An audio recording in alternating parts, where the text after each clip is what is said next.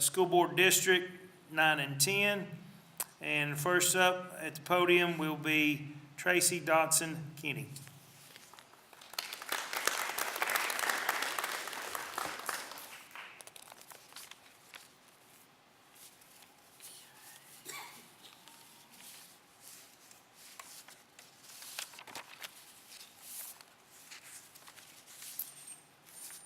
Okay, as far as the budget priorities, myself, I think to minimize the travel expenses and keep all the curriculum local, the decision-making, that would save a lot of money.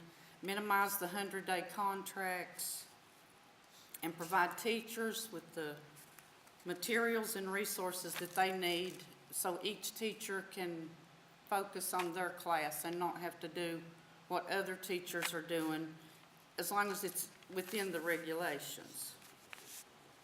And I think a lot of the funding, I think we, as taxpayers, 87 cents out of every dollar that's collected in the county goes to the school system. So we're at 87 cents of every dollar, and I just think we could tighten up our budget and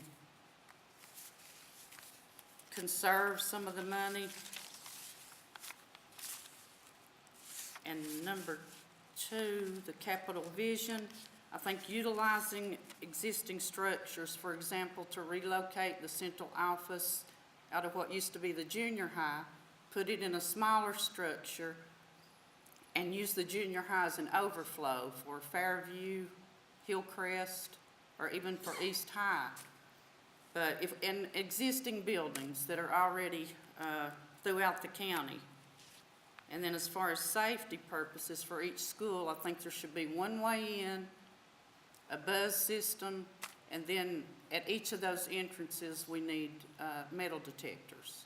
And that's one thing I believe that could bring a little calmness and peace into the schools when there are whether it's active shooters or just someone that's not supposed to be at the school. But I think that would, the metal detectors, I know they rent those for the proms, but I think in this day and time, for parents, grandparents, teachers, and the children, to have metal detectors, I think would really help. Okay, and now extracurricular. I think in order to maintain high academic standards while allowing students the opportunity to follow their passions, we should have rules set. They should be the passing grades, random drug screens,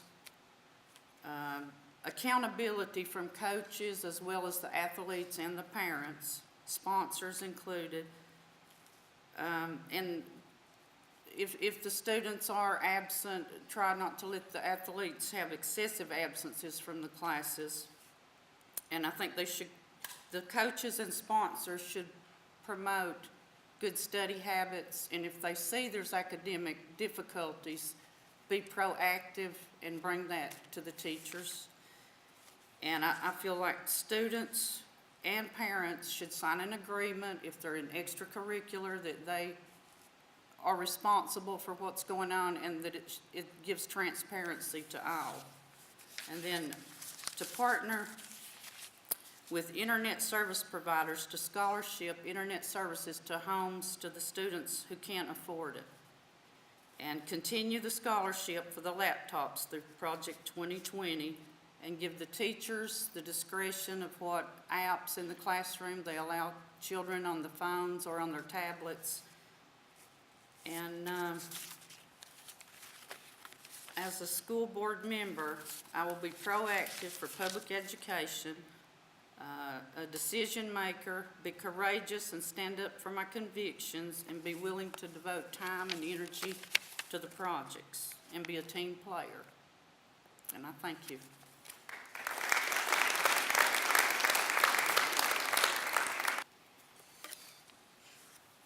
Okay, the incumbent in District 9 and 10, Janice Hall.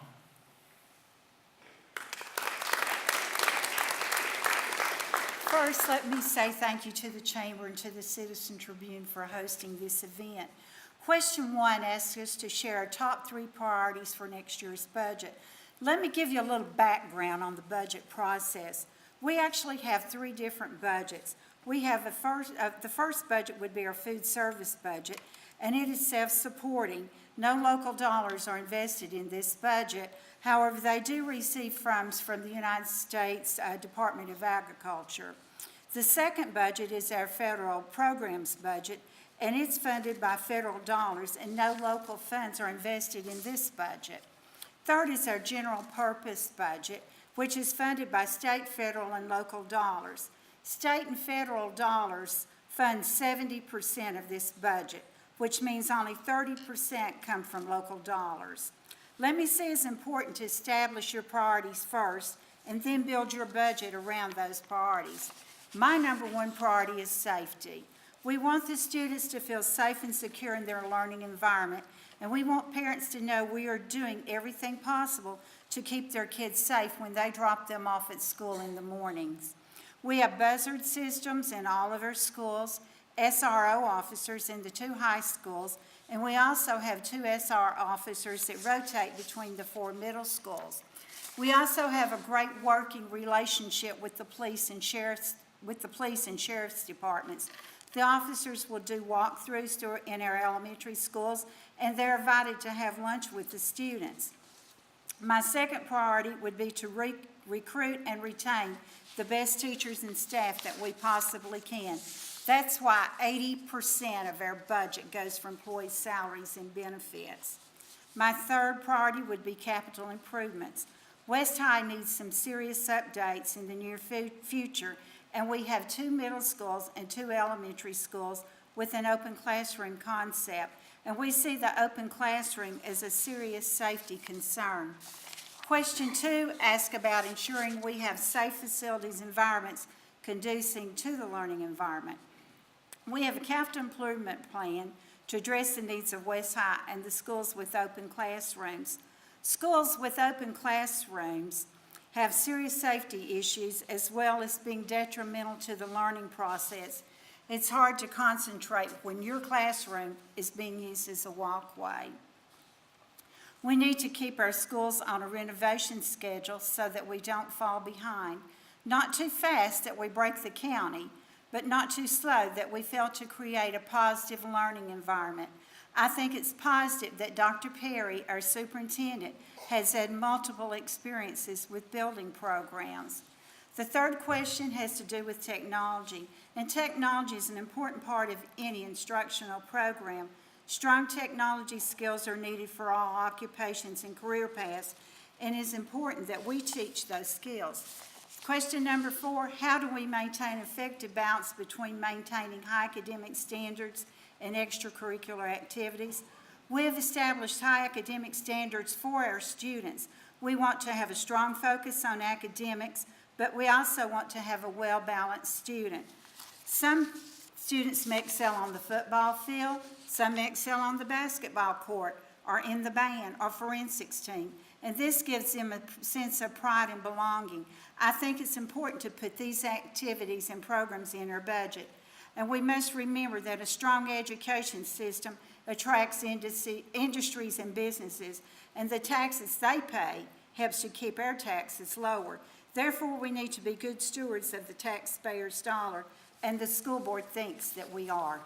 Thank you, and I'd appreciate your vote.